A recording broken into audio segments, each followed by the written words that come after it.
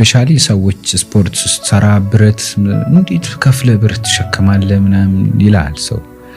ሰው ከፍሎ ይጠጣል ሰው ከፍሎ ያጨሳል ከፍዬ የራሴን ሰውነቴን ብጠብቅ ምንድነው ችግር የሚደገፍ ሐሳብ እኮ አለቀ ማጨብጨብ ከቻልክ አጨብጭብልኝ ላንተ ባይሆን ብቻ ማጨብጨብ ግን ካልቻልክ አትሊስት ዝም በል ስፔሻሊ ሰዎች ስፖርት ሰራ ብረት እንዴት ከፍለ ብረት ተሸከማለ ምናምን ይላል ሰው ከፍሎ ይጠጣል ሰው ከፍሎ ያጨሳል ከፍዬ የራሴን ሰውነቴን ብጠብቅ ምንድነው ችግር